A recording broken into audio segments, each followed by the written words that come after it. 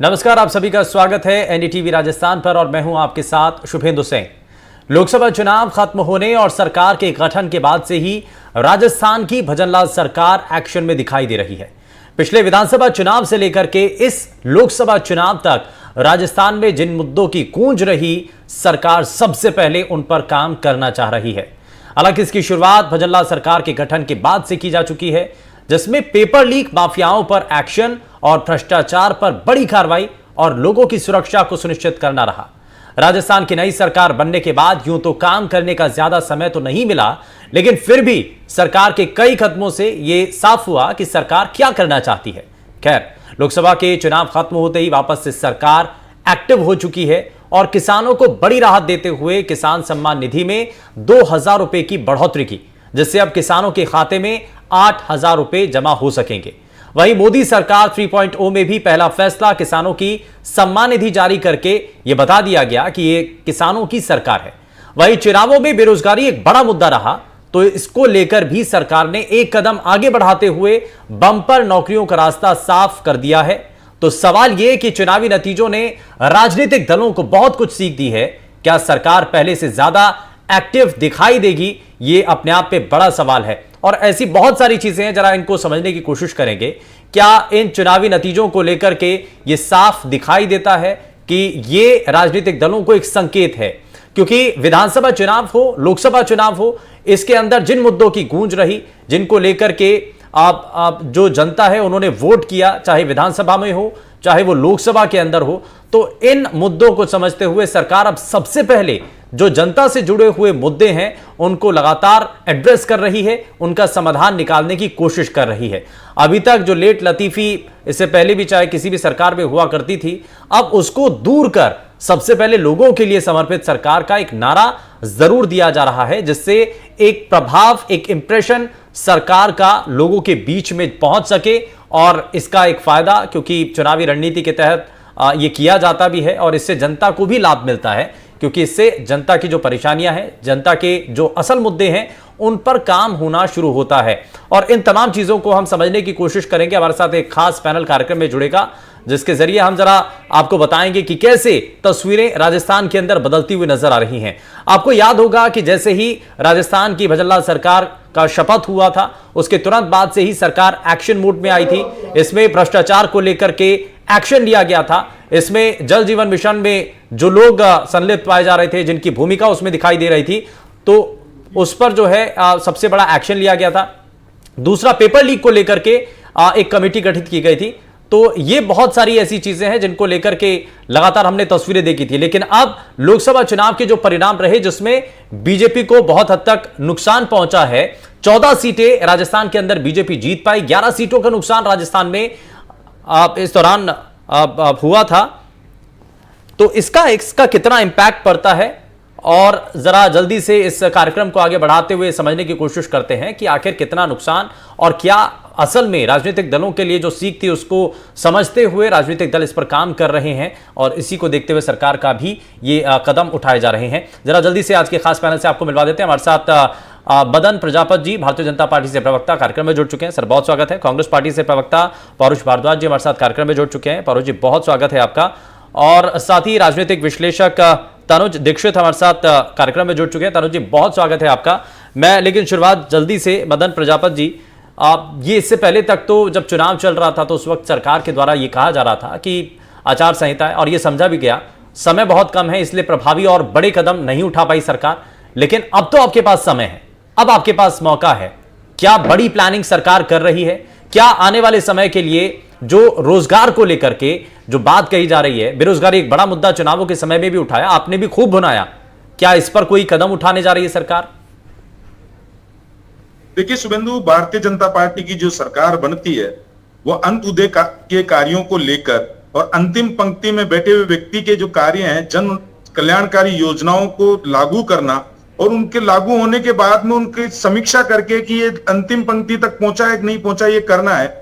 जिस तरीके से राजस्थान के अंदर भारतीय जनता पार्टी की सरकार बनी, माननीय मुख्यमंत्री भजनलाल जी के नेतृत्व में जो काम हुए हैं, वो पिछले 5 साल तक नहीं हुए। एक उदाहरण के तौर पे ईआरसीपी का मुद्दा पिछली सरकार में मुख्यमंत्री जी ने ईआरसीपी गीत गाया, लेकिन कभी ईआरसीपी की डीपीआर बना के उन्होंने नहीं भेजी, कभी मध्य प्रदेश से बात नहीं करी। माननीय मुख्यमंत्री जी ने पूर्वी राजस्थान का दर्द को समझा और उस दर्द को समझ के और सरकार बनते ही ईआरसीपी के मुद्दे का समाधान किया। उन्होंने पेपर लीक की एसआईटी गठित की, अंतरराज्यीय गिरोह जो यहाँ चल रहे थे उनके ऊपर लगाम कसने का काम किया और बहुत सारी जनकल्याणकारी कार्यों को बैठते ही उन्होंने पूरा किया। उसके बाद आचार संहिता लगी और आपने देखा होगा आचार संहिता के हटने के बाद में 41,413 पदों की जो भर्ती थी उसको एकदम से खोल दिया। और ये आप जो सरकार है ये काम करने के लिए, क्योंकि पिछली सरकार का उदय था नहीं, अब इसमें जो विपक्ष के नेता हैं वो ये कह रहे हैं कि जो बड़ा नुकसान हुआ ना राजस्थान के अंदर, ये राजनीतिक दल के लिए और सरकार के लिए एक बड़ी सीख है और इसलिए जल्दी से आते ही इस पर काम करना शुरू कर दिया। मैं एक पिछली सरकार में और भारतीय जनता पार्टी की सरकार में एक फर्क है। पिछली सरकार अटकाने, भटकाने और लटकाने का कार्य करती थी। ये जो भजनलाल जी की सरकार है ये कार्य करने में विश्वास रखती है, जनता को राहत पहुंचाने के अंदर विश्वास रखती है। और हम जो 7 करोड़ जनता है राजस्थान की, उस जनता के अंदर जो युवा है, महिला है, दलित है, पिछड़े हैं, किसान है, ये जो पूरा संपूर्ण हमारा परिवार है, इस पूरे परिवार के लिए हम कार्य करेंगे। आज भी मुख्यमंत्री जी ने किसानों के लिए जो 8,000 किसान निधि के करने की थी उसकी घोषणा करी और उसको लागू कर दिया है। इसी तरीके से युवाओं के जो पेपर लीक हो रहे थे उन पेपर लीक में देखा होगा आपने एसआईटी गठित की और एसआईटी के परिणाम देखिए आप कि आज लेकिन परीक्षा के अंदर जो लोग नौकरी आप खुद ही मान रहे हैं ना कि आपकी सरकार राज्य के अंदर बनते ही आपने इस पर तुरंत एक्शन लिया, भ्रष्टाचार को रोकने के लिए काम किया, ऐसे जो माफिया थे उनको रोकने के लिए काम किया, लेकिन उसका परिणाम क्या रहा? 14 सीटें आपको सिर्फ मिली ना, 11 सीटों का नुकसान हुआ ना आपको। शुभेंदु मैं वही परिणाम बता रहा हूं। तो यानी कि जो आप जहां तक पहुंचना चाह रहे हैं वो बात शायद आपकी नहीं पहुंच पा रही है। विपक्ष ने जो बात पहुंचाई वो लोगों ने हाथों हाथ ली, उसको ज्यादा सब भरोसा किया। मैं दोनों दे देता हूं। हमारी परिणाम ये हुआ कि जो एसआई परीक्षा के अंदर नौकरी लग गई थे, जो ट्रेनिंग कर रहे थे, वो सब उनका पर्दाफाश हुआ। जो पेपर लीक माफियाओं को सरकार की सैंके बाद में देश छोड़ के चले गए थे, कोई नेपाल से पकड़ के लाया, कोई कहीं से पकड़ के लाया, वो आज सलाखों के पीछे है। जो कानून व्यवस्था राजस्थान की चरमरा गई थी वो कानून व्यवस्था सुचारू रूप से चलने के लिए तैयार हो गई। परिणाम जरूर जो आप चुनाव के नतीजों की बात कर रहे हैं, निश्चित रूप से जिस तरीके से नैरेटिव विपक्ष ने चलाने का काम किया, उन्होंने कहा कि संविधान खतरे के अंदर है, आरक्षण खत्म हो जाएगा। क्योंकि देखिए भारतीय जनता पार्टी झूठ नहीं सच्चाई पे राजनीति करती है, कार्यों पे राजनीति करती है। और इस देश के अंदर जितना विपक्ष है, जिसमें से विशेष तौर पर कांग्रेस ने 50 साल की जो राजनीति की है वो झूठ के ऊपर की है। उन्होंने भाई को भाई से लड़ाया, जाति को जाति से लड़ाया, धर्म को धर्म से लड़ाया, हिंदू को मुस्लिम से लड़ाया और तुष्टीकरण की राजनीति और भ्रष्टाचार की राजनीति और परिवारवाद के पीछे जो छुपने वाले लोग हैं। आज भी आप ये बताइए कि बड़ी खुशी हो रही है, हम जीत के 240 सीटें देश में भारतीय जनता पार्टी को मिली है और 99 सीटों वाले कह रहे हैं कि हम जीत गए। राहुल गांधी की विफलता को एनडी गठबंधन की एक 233 सीटों के पीछे छुपाने का काम कांग्रेस कर रही है।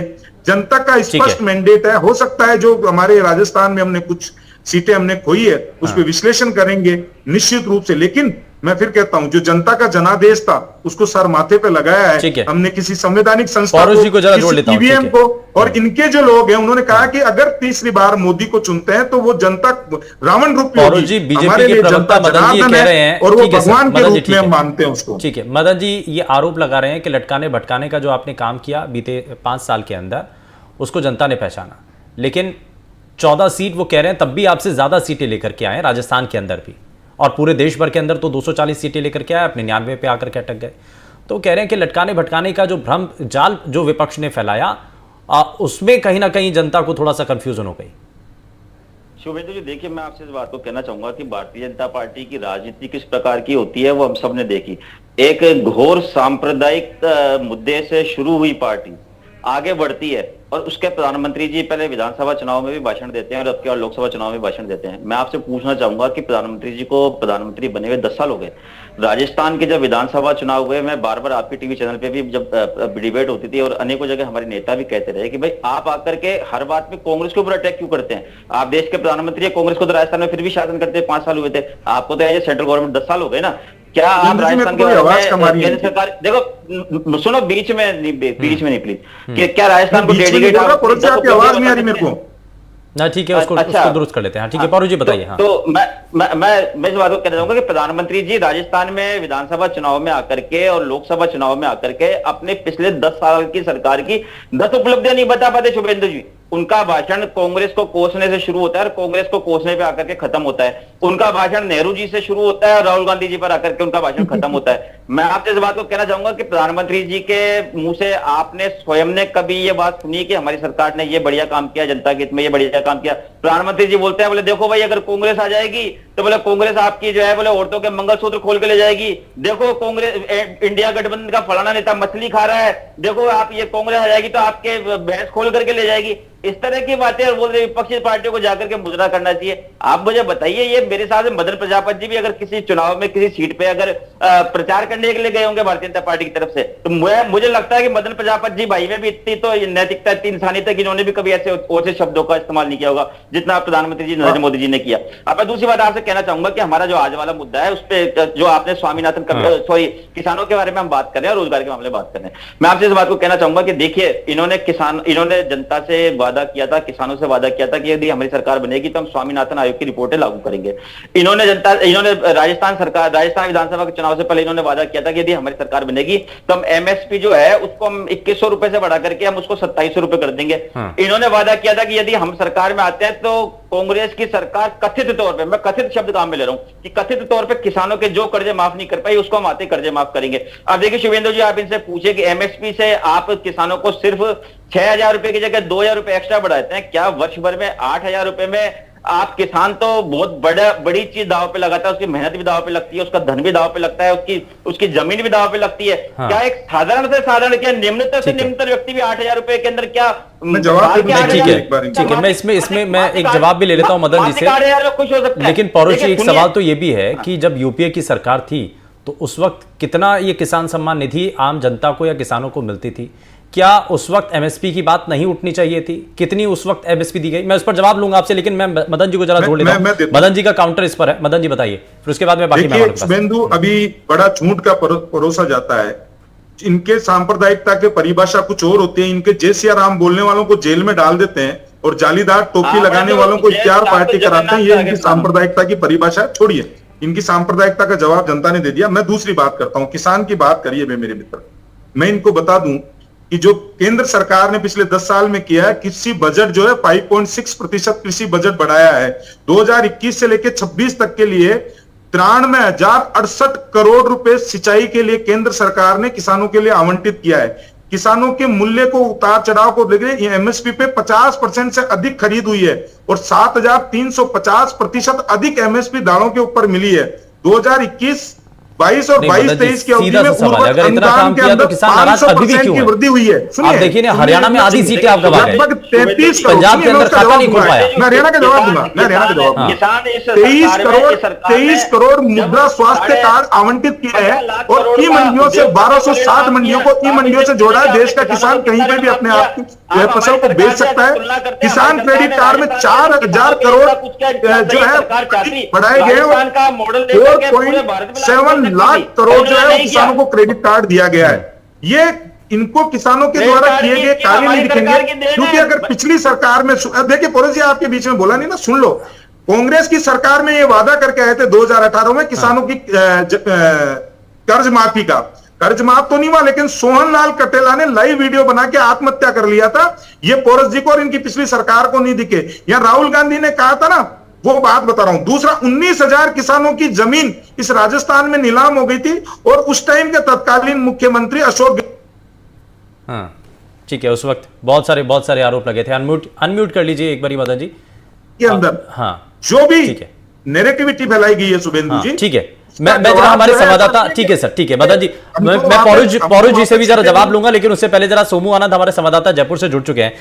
सोमू, एक चीज, क्योंकि जैसे ही चुनाव खत्म हुआ सरकार का काम शुरू हो गया, इसमें कुछ कदम उठाए गए हैं। इसमें किसान सम्मान निधि में इजाफा किया गया 2000 रुपये। हालांकि विपक्ष इसमें सवाल उठा रहा है कि साहब 2000 रुपये से होता क्या है, 2 बढ़ा करके अब कुल मिलाकर 8 हो गए हैं, लेकिन खर्चा कितना होता है ये भी तो पूछे किसानों से। लेकिन अब कम से कम ये दिखाई दे रहा है कि आचार संहिता चल रही थी तो इस वजह से कोई बड़ा कदम सरकार नहीं ले पा रही थी, तो अब वो वापस से काम शुरू हो गया है।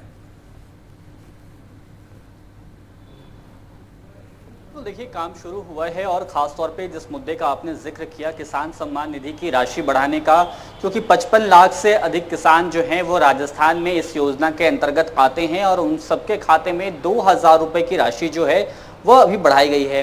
हालांकि एक बात यह है कि भारतीय जनता पार्टी ने अपने घोषणा पत्र में यह कहा था कि वह 12,000 रुपए इस राशि को करेगी अगर प्रदेश में सरकार बनती है तो विधानसभा चुनाव के वक्त, लेकिन 8,000 रुपए अब राशि हुई है तो इसको लेकर के सवाल पूछे जा रहे हैं। वहीं इसके साथ साथ हमने देखा कि किस तरह से भर्ती प्रक्रियाओं को लेकर के जो सवाल थे, जो चीजें पेंडिंग थी, उसे भी जल्द शुरू करने की कवायद जो है उसमें अब सरकार जुटी है।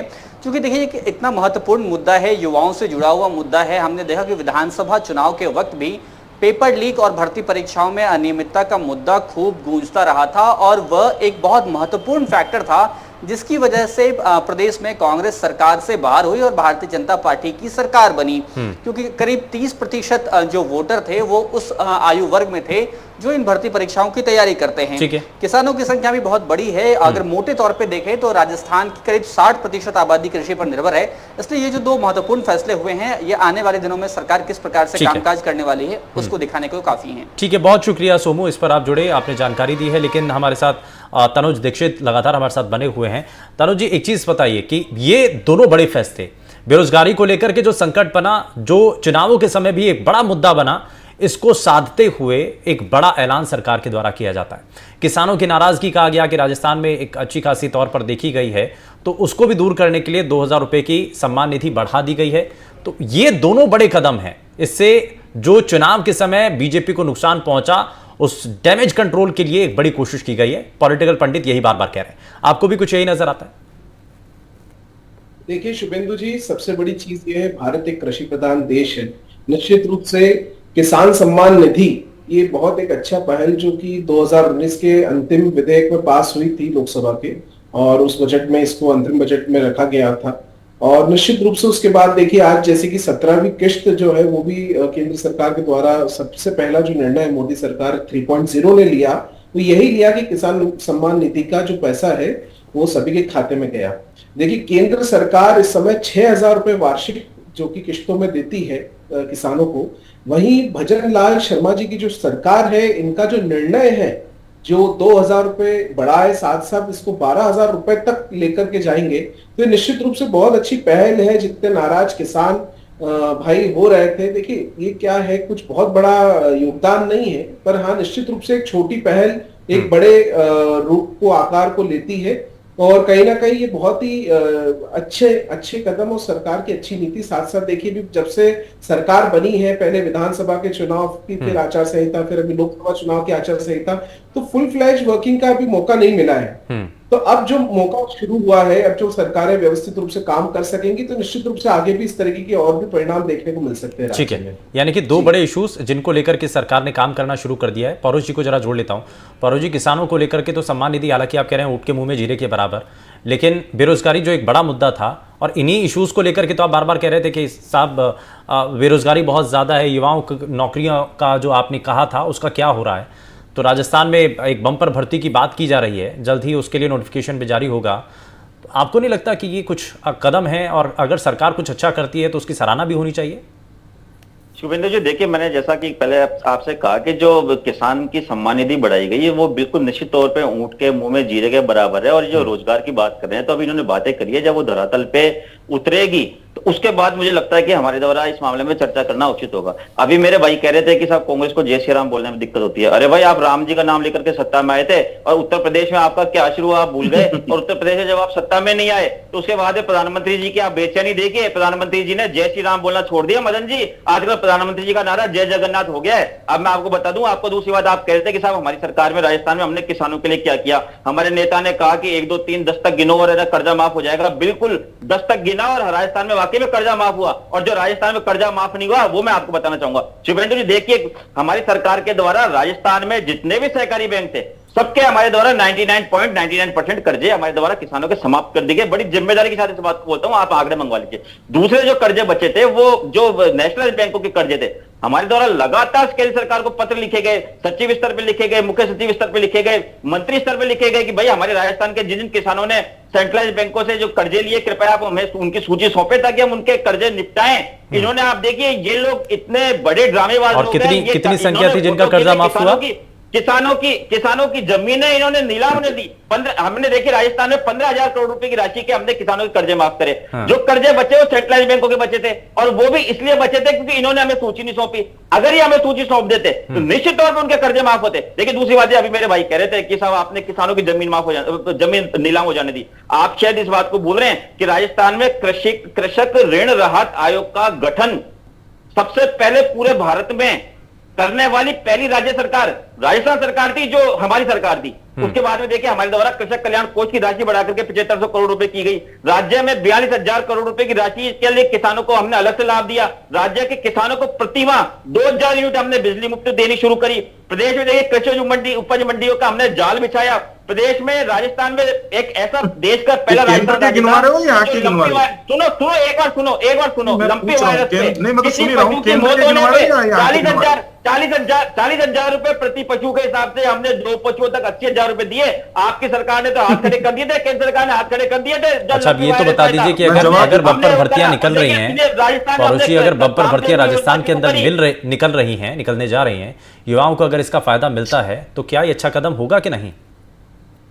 देखिए शुभेंदु, निश्चित तौर पे सरकार यदि कोई ऐसा कार्य करती है कि जिससे राज्य का या राज्य की जनता का भला होगा, तो निश्चित तौर पे कांग्रेस पार्टी एक सकारात्मक विपक्ष के तौर पे उसका स्वागत करेगी। अगर किसानों के लिए भी, अगर पहले 6,000 रुपए थे राजस्थान के अंदर, अगर उसको बढ़ा करके 8,000 रुपए किए जाते हैं, भाई किसानों के लिए तो कुछ तो मिल रहा है ना से। हाँ सही, पहले 6 मिल रहे थे, अब बढ़ा करके 8 हो गए हैं, तो पहले के मुकाबले तो ज्यादा हुआ। हाँ शुभेंदु जी, देखिए सबसे बड़ी बात मैं आपसे कहना चाहूंगा कि इनको जो काम करने के, इनको सबसे पहले तो स्वामीनाथन कमेटी की जो रिपोर्ट इन्होंने लागू करने की बात की थी, उनको करनी चाहिए। हाँ। एमएसपी का वादा इन्होंने किया था कि हमारी सरकार बनते हम 27 रुपए एमएसपी कर देंगे, जबकि जो अंतरिम बजट पेश किया गया उसमें मात्र 150 रुपए बढ़ाए गए। आप इनसे पूछिए कि एमएसपी के मुद्दे पर आपने क्या किया। दूसरी बात देखिए, सबसे बड़ा मुद्दा जो इन्होंने हमारे खिलाफ झूठा इस्तेमाल किया किसानों के ऋण का। आप उद्योगपतियों के 16 लाख करोड़ रुपए के कर्जे माफ कर सकते हैं, और आप पूरे देश के किसानों का आप कुछ 1000 करोड़ के कर्जे आप उनको माफ नहीं कर सकते। मैं जवाब दे दूंगा, इस पर जरा जवाब ले लेते हैं। ठीक है मदन जी जरा जवाब दीजिए। मेरे देश के अन्नदाता का जो कह रहे हैं कि किसानों के लिए आपने कुछ नहीं किया, स्वामीनाथन आयोग की सिफारिशें आप लागू करने से क्यों हिचक रहे हैं? मैं बताता हूं, देखिए किसानों के लिए कुछ किया है कि नहीं किया है, कौन पूछ रहा है?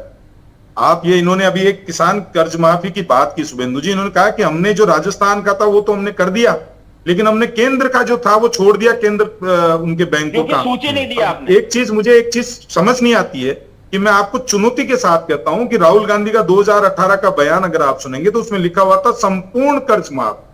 अब संपूर्ण की परिभाषा क्या होती है वो मुझे नहीं पता पोरस जी को, क्योंकि राहुल गांधी की टर्म कंडीशन बाद में लगा दी उन्होंने। बाहर से पढ़ के आए तो उनकी एजुकेशन में संपूर्ण और वो 10 दिन का सिस्टम मेरे को समझ में नहीं आया जनता। अब सुन लीजिए पोरस जी, ये तो वैसी बात हो गई कि आपने कहा हो पोरस जी कि बेटा अगर मैं जयपुर आ गया या मेरा प्रमोशन हो गया तो मैं लैपटॉप दिला दूंगा। अब लैपटॉप तो आपने दिलाया नहीं, टैब दिला दिया। रे क्या बेटा लैपटॉप तो पाउची दिलाएंगे, मैं थोड़ी दिलाऊंगा। जमीन आवाज करने के लिए आपको पार्टी का, आपको सरकार का सिस्टम देने नहीं। अच्छा एक चीज तो है पौरू जी, खैर वो पुरानी बात है, उस पर चर्चा नहीं करनी चाहिए, लेकिन फिर भी अगर आपने ये मुद्दा उठाया पौरू जी, अगर ये संपूर्ण, ये देखिए ये तो वाजिब सी बात है ना कि भाई अगर कांग्रेस पार्टी ये कह रही है कि हम संपूर्ण कर्जा माफी करेंगे, तो कर्जा माफी में पहले से टर्म कंडीशन आप लगा देते कि साहब जो राज्य का होगा वो हम भुगत लेंगे, केंद्र वाला उनको देखना होगा, तो जनता उसी हिसाब से जवाब देती ना उसका। आधे ये करेंगे, भुगतान केंद्र करेगा। दूसरा मैं 10 सेकंड और बोल लूं, उसके बाद दोनों का जवाब हमें पता थोड़ी। अरे सुन तो लो पोरस जी, अब सुनते ही नहीं हो। मैं ठीक है, अच्छा ठीक है, एक मिनट जरा जवाब। हाँ मदन जी बताइए। वो कह रहे हैं कि लिस्ट तो सौंप देते हैं आप। मदन जी आपने लिस्ट ही नहीं सौंपी। कहते चैलेंज के साथ में आप हमें सूची नहीं सौंप रहे, सूची को दबा के बैठ गए बार बार हमारे राज्य के अफसरों से लेकर क्योंकि मैं ऑनलाइन जुड़ा हुआ हूँ, डिबेट खराब। अच्छा ठीक है, नहीं एक मिनट, ठीक है पौरू जी, ठीक है। आप कह रहे हैं कि लिस्ट सौंप देनी चाहिए थी। मदन जी जरा जल्दी से इस पर जवाब दे दीजिए, फिर आगे की, क्योंकि ये पुरानी बात हो गई है। जल्दी से बात समझ में नहीं आया इन्होंने क्या बोला, लेकिन मैं जो पहले पोरस जी ने कहा कि 2000 बढ़ाने से 2000 से क्या होता है। पोरस जी किसान नहीं है, मैं किसान का बेटा हूं और किसान का दर्द मुझे मालूम है। आप जब हम केंद्र छोटे की किसान सूची होते का हैं, जवाब और दीजिए कोरज ने वो नहीं देखा है कि एक समय होता था जब राजस्थान के किसानों की जमीन गोरा नीलाम जिसको क्यों बोलते हैं वो नहीं आता था, दी? किसान की किसान को आत्महत्या अरे क्यों पौरज करनी जी, है? पौरज जी, आपने एक एक करके, सूची एक एक क्यों नहीं दी है? करके। बताइए, हाँ। सबसे बड़ा प्रश्न ये है। 2000 रुपए बड़ी थोड़ा बात सा नहीं तो है। सब्र रखो किसानों पौरज जी, को मुझे हजारों मालूम है करोड़ सच खर्चा की बात है। सच कड़वा सूची होता देते है आप आप, लोगों और के उसके लिए, सब बाद फिर सुनना आप मुश्किल बात है। नहीं करते तो आप हमको बोलते हैं। अच्छा ठीक है, पौरू जी एक मिनट जरा, मदन जी बात पूरी कीजिए, उसके बाद पौरू जी आपके पास ही आता हूँ। हाँ। पौरज जी इतने उत्साहित मत हो, पानी पियो, मेरे को सुन लो, उसके बाद जवाब दे देना आराम से, क्योंकि सच कड़वा होता है, आदमी को बर्दाश्त नहीं होता। मैं समझ सकता हूँ इस चीज को, बिल्कुल और आपकी स्थिति देख स्थिति के और लग रहा है। परिस्थिति मैं आपकी बिल्कुल स्थिति- समझ बिल्कुल सकता हूँ आपकी स्थिति कि देख एक के लग रहा है, आदमी सब को कड़वा 19 होता बार लग रहा है। आपने पॉलिशिंग करके लॉन्च कर दिया, और हर बार लॉन्चिंग पैड पे वो फेल हो जाता है, अरे उसके भैया, हमारी आपका- दोष आपका नहीं, जो- आप नहीं कह सुन सकते ना लीजिए। मदन जी, अब आप नहीं कह सकते। बोल दिया मैं बायोलॉजिकल पैदा ही नहीं क्या हुआ? जो व्यक्ति कह रहे कि हो सकता है, सुन मुझे लो, मेरी पौरज बात जी, नहीं वो समझती हो। देखिए कैसी मुद्दे से बातें अलग कर नहीं, रहे मुद्दे से हैं? अलग कैसी बातें कर रहे नहीं, हैं? मुद्दे से अलग नहीं। अच्छा मुद्दे का पौरू जी, बात मदन जी ये एक है, मिनट, मैं जरा तनुज जी को जोड़ लेता हूँ, समय थोड़ा सा कम है। होता है वो पौरज जी समझ नहीं सकते, हाँ। क्योंकि ये मदन जी जाकर के अच्छा, ठीक है। देश आजाद पौरुष हुआ जब भारद्वाज जी, मनमोहन पौरुष सिंह भारद्वाज जी, तक इन्होंने पौरू जी, देश ठीक है आजाद हुआ ठीक है, जब से मदन जी एक मिनट जरा, मनमोहन सिंह- तनुज दीक्षित को मैं जरा जोड़ रहा हूँ। तनुज जी एक चीज बताइए मैं कि जवाब सरकार दे जिस, दूं, ठीक है सर, सुबह ठीक है, एक मिनट जरा, तनुज जी एक चीज बच्चा बताइए कि आपको सरकार जवाब जिस दिया दिशा में है, आगे बढ़ रही है, कि लग रहा है कि अभी उम्मीदें ज्यादा हैं और इसमें बड़ा माइलस्टोन सेट करके आगे बढ़ने की जरूरत है, अगर राजस्थान के लोगों के लिए सोचना है तो। निश्चित रूप से शुभेंदु जी, ये बहुत आवश्यक होगा, क्योंकि देखिए सरकार जिस तरीके से नए मुख्यमंत्री के रूप में भजनलाल शर्मा जी का कार्यकाल शुरू हुआ है, जनताओं को एक्सपेक्टेशन बहुत ज्यादा है। तो जिस तरीके से एक्सपेक्टेशन, जो वादे हैं, निश्चित रूप से उन्हें उस पर खरा उतरना पड़ेगा, और भी जो आगे योजना है उस पर ध्यान देना होगा, और जितने वादे चुनाव के समय किए गए वो भी पूरे करने होंगे, सबसे बड़ी चीज। दूसरी चीज में ये जो किसान सम्मान निधि है, इसके ऊपर भी दो शब्द में जानकारी देना चाहूंगा कि ये बेसिकली ये स्कीम जो है रायतु बंधु के नाम से सबसे पहले तेलंगाना सरकार ने शुरू करी थी, जिसे कि केंद्र सरकार ने फिर लिया है। बेसिकली इस स्कीम का नाम है farmer investment support scheme, FISS। तो बेसिकली ये समझना होगा कि किसान को इन्वेस्टमेंट में सहयोग राशि प्रदान करने हेतु दी जाने वाली निधि है, जो कि केंद्र सरकार ने सबसे पहले शुरू करी, और अब भजनलाल जी शर्मा जो है, उन्होंने अपनी स्कीम को बढ़ा करके उसमें पैसे बढ़ाए हैं, 6,000 के 8,000 2,000 रुपए भी बढ़ाए हैं। तो निश्चित रूप से सबसे पहले जो सपोर्ट स्कीम्स होती हैं वो सहायता करती है, ना कि सब्सिडी या अन्य उस रूप से पैसे दे सकती है। निश्चित रूप से किसानों के लिए सहयोग के लिए बनाई गई है, लेकिन इसकी जो राशि है वो कितनी ज्यादा जाएगी, ये तो समय के साथ ही हमें शासन के साथ में देखना डिबेट इस पर होना जी, चाहिए कि साहब 8,000 हुई है, 6,000 से 2,000 हो गई है, जबकि इसको 12,000 होना चाहिए था। इस पर बात होती तो ज्यादा बेहतर होता। खैर समय थोड़ा सा कम है। बहुत शुक्रिया सभी खास मेहमानों का कार्यक्रम में शामिल होने के लिए, अपना समय देने के लिए। लेकिन किसानों को बड़ा तोहफा मिला है और युवाओं के लिए बंपर नौकरी का रास्ता फिलहाल आगे साफ नजर आ रहा है, लेकिन कितना जल्दी नौकरियां मिलती हैं इस पर नजर है। यहां रुकने एक छोटे से ब्रेक के लिए कहीं मत जाइएगा, बने रहिए NDTV राजस्थान के साथ। नमस्कार।